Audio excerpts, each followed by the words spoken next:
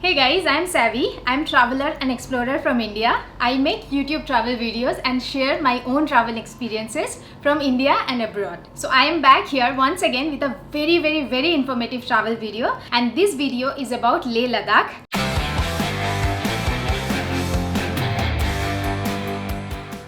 How you can reach Leh Ladakh, the places to book your accommodations, what places to visit, where to eat, and many important information while booking your trip to Leh Ladakh. But before starting this video, don't forget to subscribe to my channel and click on the bell icon for further notifications. So first thing first, where is Ladakh located? So Ladakh was initially part of North Indian state of Jammu Kashmir, but in October 2019, it became an union territory. So Ladakh is a place of massive, magnificent landscapes, clear blue sky full of stars at the night. It is a place of pristine lakes, purified water, full of thrilling adventure activities, high mountain passes, varied geology, and a lot more. The people are warm, welcoming, and always carrying a smile. You will really feel happy and content over there. Waving and greeting among tourists and locals are very common gesture over there. The best time to visit Leh Ladakh is during the summer months from April to June, when the weather is pleasant over there. The months from mid-September to mid-October are often considered the best months to visit Leh Ladakh because you can enjoy a stunning beauty of Ladakh during these months. Now coming to the winter months, that is from November to February, March, it's really cold in Ladakh because it's in a very high altitude. The roads connecting to Leh Ladakh, that is the Manali Leh highway and the Srinagar Leh highway, are closed because they are all snow covered during this time. The high mountain passes are also closed, but you can take a flight to Ladakh, of course if it doesn't get cancelled due to unfavorable conditions. Now coming to a very important point, how you can reach Leh Ladakh. You can reach there by road, which are very much preferred by adventure enthusiasts, or you can reach there by flight also, which is a quick and convenient option. So if you are traveling by road, there are two options. One is Manali Leh highway, that is you reach from Delhi to Manali, then you reach Kelong, then Jespa, and then Leh. And another one is Srinagar Leh highway, so you reach from Delhi to Jammu, Jammu to Srinagar, and then you reach Leh. Otherwise, you can take a flight which will reach directly to Leh, else you can take a flight from Delhi to Srinagar also, which is often much cheaper flight, and you can do a road trip from Srinagar to Leh. So this time we booked a flight from Delhi to Leh. So we had three reasons to book a flight. Number one, we really wanted to enjoy an aerial view of the snow-covered mountains and pristine lakes before reaching Leh Ladakh. We wanted to avoid the crowded Manali Leh highway. Well, there is a lot to see and experience in Manali Leh highway, but trust me, you have more than that when you reach Leh Ladakh.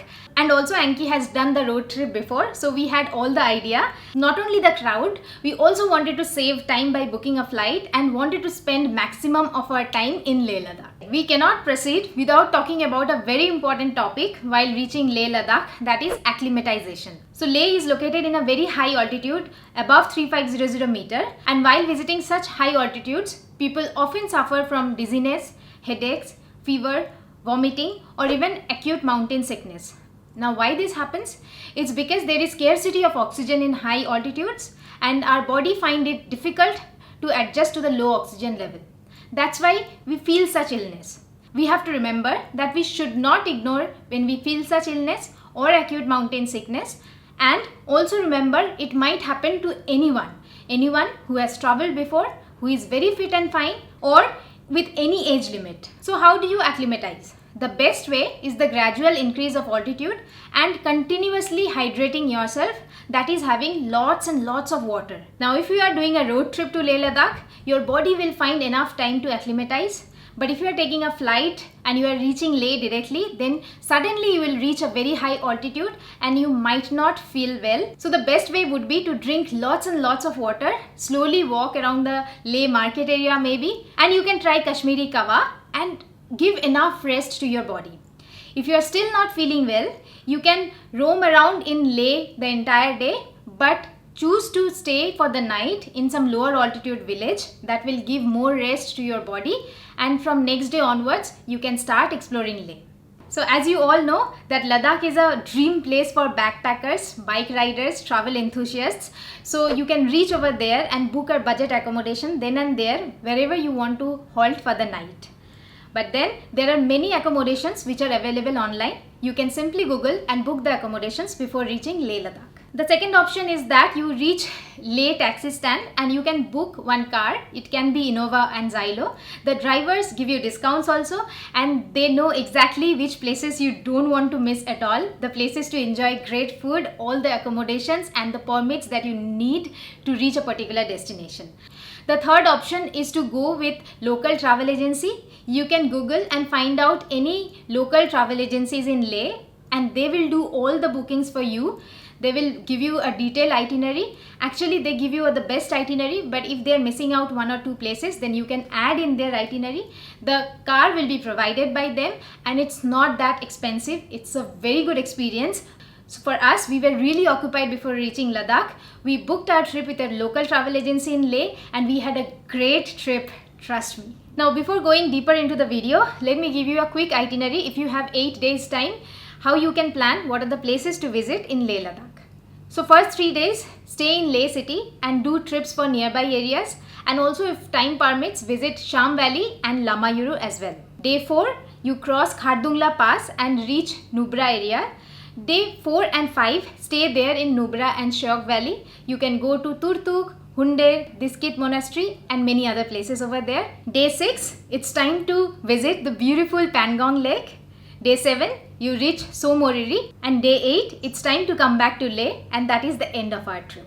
Now the places to visit while in Leh Ladakh. The first place is the Leh market area. It is a very lively place with all the locals and tourists over there. You will find lots of stalls, shopping places, cafes, restaurants, etc.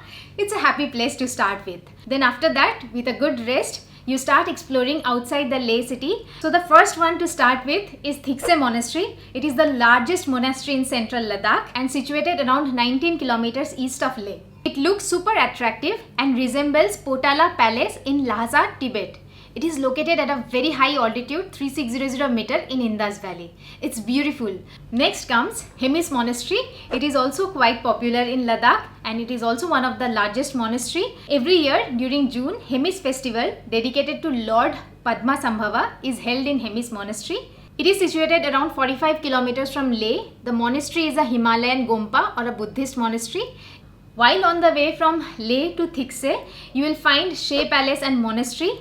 Many say that Sheh Palace used to be the summer retreat for the Ladakhi kings. I particularly loved the stunning view of the valley from the top of Sheh Palace. I suppose one needs permission to visit the monastery, but one can trek up and go inside the palace and roam around the old structure. And also, if you are animal lover, you don't want to miss the donkey sanctuary where ill, tortured or pregnant donkeys are kept over there. They are taken proper care of. When we reached donkey sanctuary, the donkeys came near to us. They started making noise and they were probably looking for carrots. And if you are lucky enough, like us, you can find a baby donkey, and I took it one in my lap. It was huge, it wasn't small. The next is Shanti Stupa. It's the best time to visit just before sunset. It is a white dome-shaped Tibetan structure dedicated to Buddhism. Shanti Stupa is situated in the hilltop in Chanspa. It is a part of Old Peace Pagoda mission, which aims to spread peace through preaching of Buddha. Like its name, it is quite peaceful, and the magnificent panoramic view of the Leh town and other mountain ranges will take your breath away. And then it's the Leh Palace. When you are in the Leh market area, you will find a huge palace overlooking the Leh town. So that is the Leh Palace. Taking videos inside Leh Palace is absolutely prohibited. Leh Palace is smaller in size but resembles Potala Palace in Lhasa, Tibet. It is 9 stories high. The walls were made of wood and mud, which created a pleasant environment inside in days of scorching heat. The royals used to stay in the upper floor, and the lower floors were used as storerooms. In the current days, most of the place is in deteriorated conditions. There is a museum inside which has 450-year-old artifacts. The building is now maintained by Archaeological Survey of India. 9th floor is not allowed. You can go up to the 8th floor, but you can enjoy spectacular view of Leh and the mountain ranges from any of the higher floor.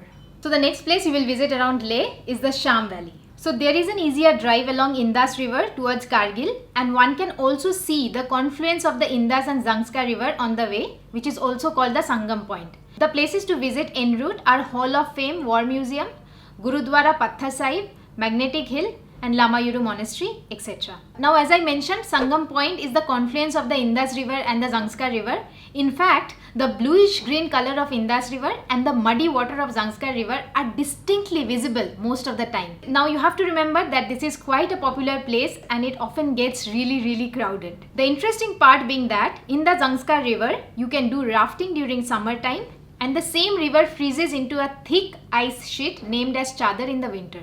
Now, after Sangam Point, one of the most beautiful place of Leh Ladakh, that is Lama Yuru or Moonland of Ladakh.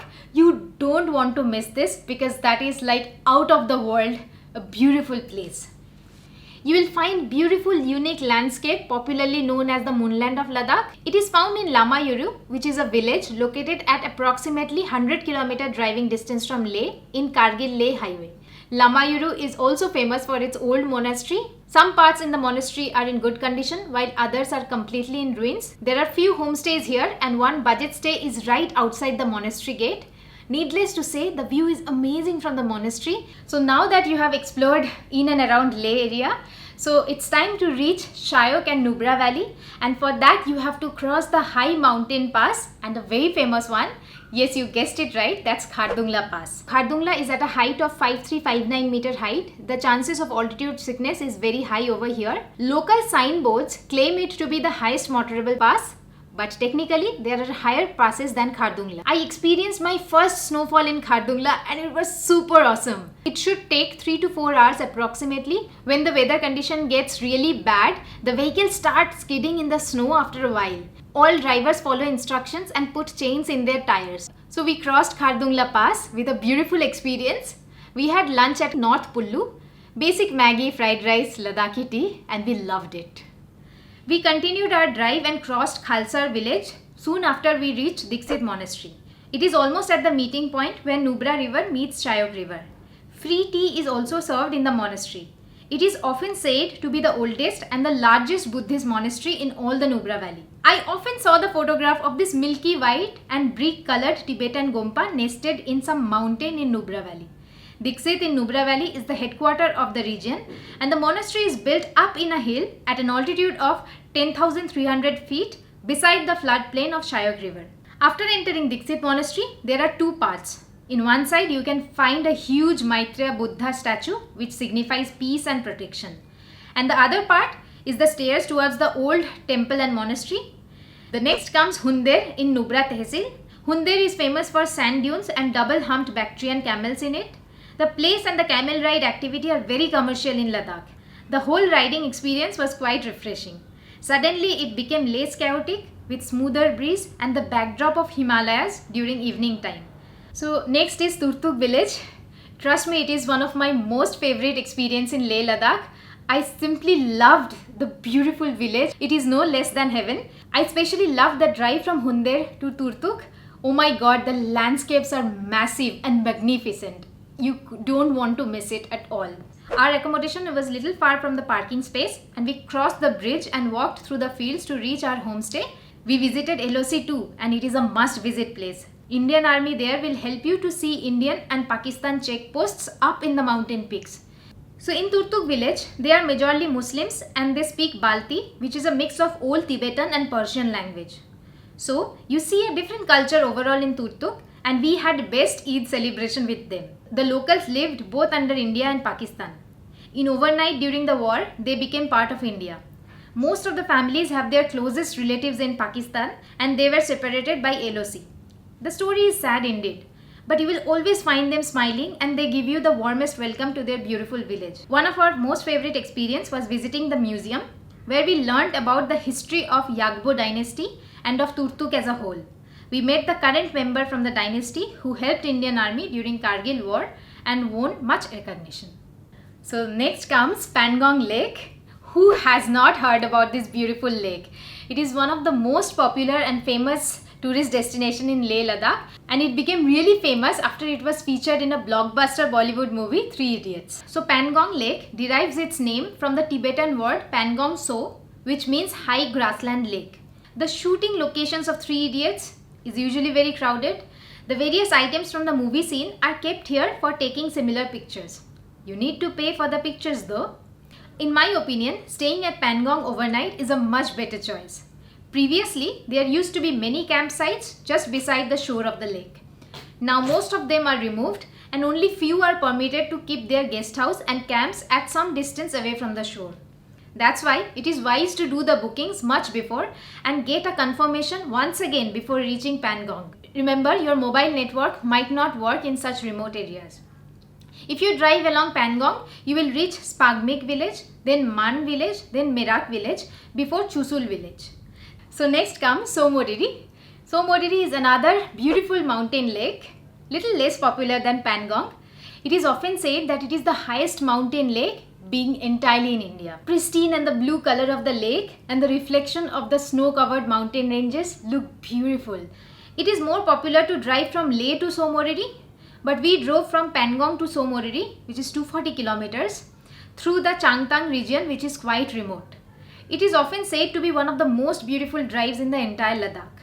The drive is really long and equally tiring. For miles we did not see a single vehicle or a person.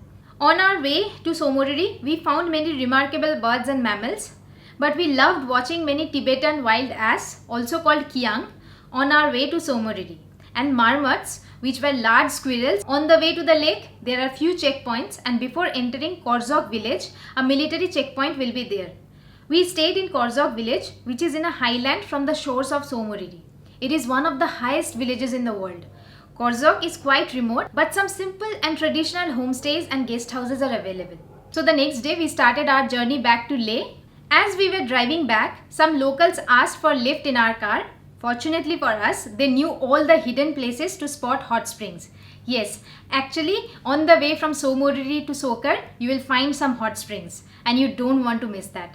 You can check in details in our videos. The links are given in the description. On the way, we visited Sokar Lake. If you have extra day in your hand, you can plan to stay one night in Sokar as well. Sokar is in Rupshu Plateau, which is another amazing place. It is very unique and interesting. It is salt lake and looks white from far. The Kar means white in Ladakhi language. It is written in Wikipedia that until a few years ago, the lake was an important source of salt which the Changpa nomads used to export to Tibet. As we were returning back to Leh, we drove through the Manali-Leh highway. It was breathtakingly beautiful and full of snow as we crossed Taglangla. Rohtang Pass was still closed, and so the highway was pretty much empty and only a few passing by vehicles. So now that you know all the places that you want to visit in Leh Ladakh, we are coming to the most important part of the video, that is the detailed budget breakup and discussion. First part is the accommodations. Depending on your choice of accommodation, your preferences, comfort, circumstances, etc., the prices vary. It starts as low as 150 rupees, maybe for a tent or a dhaba, 250 to 500 rupees for low cost hotels or homestays. It takes around 1000 to 1500 rupees for medium cost hotels and homestays. These are decent accommodation basically, and rupees 3000 and above, which are really fancy hotels and provide you more comfort. So as per my calculation, if you are staying in guest houses and homestays for 8 nights in Leh Ladakh, your cost of accommodation should be around 21,000 approximately, and if you are staying in hotels, it should be around 26,000 approximately. Now coming to a very important topic, what to eat when you are visiting Leh Ladakh. Now in Leh town, you can taste a vast range of cuisines. Ladakhi food has much in common with Tibetan food. The most prominent foods being thukpa, noodle soup, chicken shapta and tingmo. The turtuk, which is the Baltistan Indian side, pudinichu, kisir, praku are very common. A dish that is strictly Ladakhi is skew, which is a heavy pasta dish with root vegetables. There are also famous Kashmiri dishes like Rogan Josh, Goshtaba, which are non-vegetarian mutton dishes. You will find two types of tea everywhere in Leh Ladakh. The one is Kashmiri tea, which is also called the kawa tea. The another one is a traditional Ladakhi tea, which is made with strong black tea with butter and salt. It is also called gurgur cha sometimes. And also please note that the normal food, that is rice, dal, that is lentils and some veggies, are available everywhere in Leh Ladakh if you don't want to try out local food, and this food is available even in the remote places. So the cost of meal per person per day should be around 300 to 400 rupees. So now coming to the budget for the taxi. because that is very important in your trip to Leh Ladakh. So now there is a very good government website where all this information are given very clearly. So I'll put that website link in the description box. Do check that out. But before that, let me give you some idea. I have shared with you my itinerary, but depending on how many days you have, your preferences, your choice of places might vary, and so your budget will vary completely. So let me give you some idea. So while in Leh town and the nearby areas, if you are visiting She, Thikse and Hemis monastery, it will be around 2,900 rupees. For Shanti Stupa, Leh Palace and Market, it will be approximately around 1,300 rupees. Now if you plan to go towards Sham Valley trip, you will cross Hall of Fame, Gurudwara, War Museum, Spituk, Sangam Point. It will be around 3,100 rupees. And if you plan to go to Lamayuru, that is the moonland of Ladakh, another 3,000 rupees you will have to add to the previous budget. So now the next is visiting Nubra Valley. For that you will cross Khardungla. So in Nubra Valley, the very popular destinations are Hundear and Dixit Monastery. Everybody visits these two places.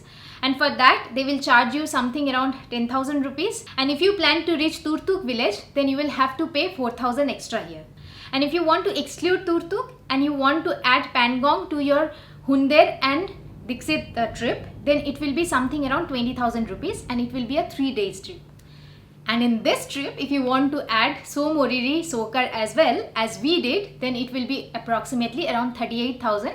So to conclude it, for our entire trip in Leh Ladakh, for the car we paid around 41,000 for an Innova. Okay, so now coming to the end of the video, I know that many of you have already visited Leh Ladakh and many of you are dreaming to visit this place. For me, I have visited many places in India and abroad, but after coming back from Leh Ladakh, my first post was that, was I really an Indian traveler if I did not visit Leh Ladakh? Because trust me, it is another level experience and you have to really go there and experience what is there in India. It's beautiful in one word. It is not only about the beauty, the massive landscapes, the clear blue sky, the pristine lakes and everything so beautiful, but it is also about the people, their hospitality, their charming smile. You really feel happy. If you ask me to choose my favorite, then it has to be Turtuk village. The villagers, the place, the history and obviously the drive towards Turtuk, it's beautiful. I experienced my first snowfall in Khardungla. Can you believe that? It is obviously a best memory. And the monasteries that I visited in Leh Ladakh, I dreamt of visiting those monasteries for such a long time. And I cannot miss Pangong and Somoriri because it's immensely beautiful lakes. So you have to visit Leh Ladakh to experience all. By the way guys, the intention of this video was to share all the information with you all so that you can plan your own trip to Leh Ladakh. But we have detailed travel video from Ladakh, which are travel vlogs basically. There is part 1, 2 and 3 which you can go there and check it out. You will have all the feeling of visiting those places. And also we are coming up with more informative videos real soon. We have already started putting up some in our channel. So do check them out and let us know your feedback and suggestions in the comment section. But yes, don't forget to subscribe to my channel and click on the bell icon for further notifications.